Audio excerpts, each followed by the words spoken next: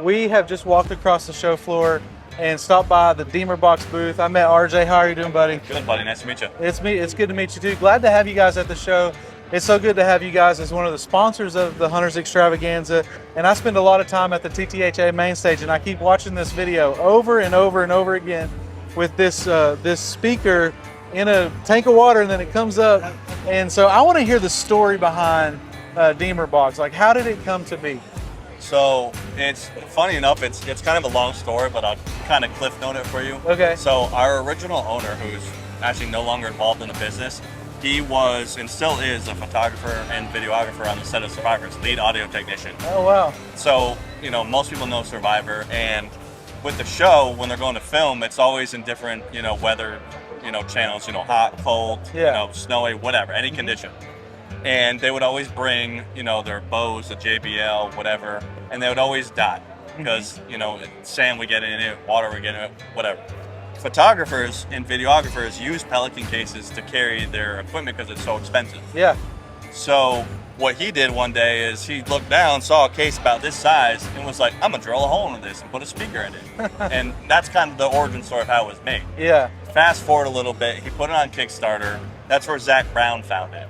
Okay. And he bought one, loved it, and he's a big outdoorsman himself, hunter, fisher, etc.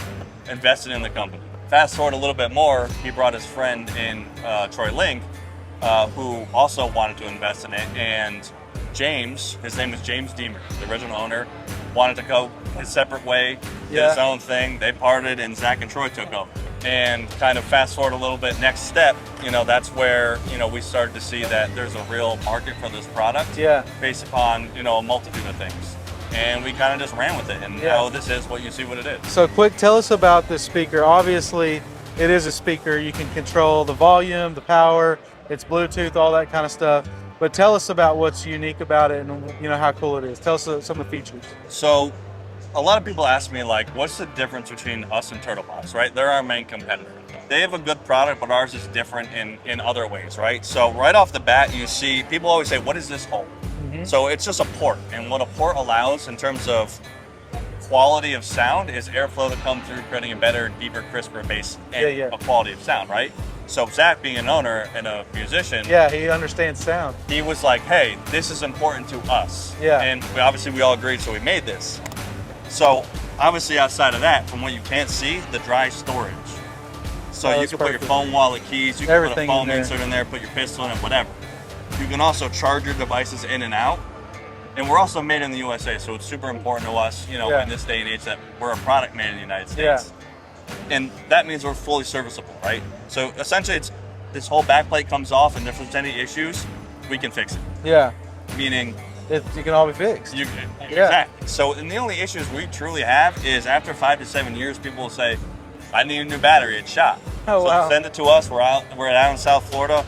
The battery's right here, it's just a lithium ion. Yeah. Pop it in, you're good to go. But the battery life is 40 hours, so pretty significant. So you can take it and listen for a long time. Yeah. I would suspect that as time goes on, more and more of these Demerboxes are going to be seen all over really all over the world, would be my guess. So that's the goal, right? Like my goal right now, from a marketing perspective and branding, is to get this thing in as many hands as possible, right? So think about a newspaper. Don't exist anymore. I mean, they do, but people still like them because they're tangible. Yeah. This is something that's tangible, right? You need to put your hands on it, you need to hear it, you need to feel it. Yeah. And a lot of people in our industry, meaning like hunting industry, right? They like a product they can actually use. Right. So, I mean, it's lightweight. Yeah. You know, you could put stuff in it. You know, I talk to people when they go fishing. I'm like, how often do you bring a sidearm when you go, or a firearm?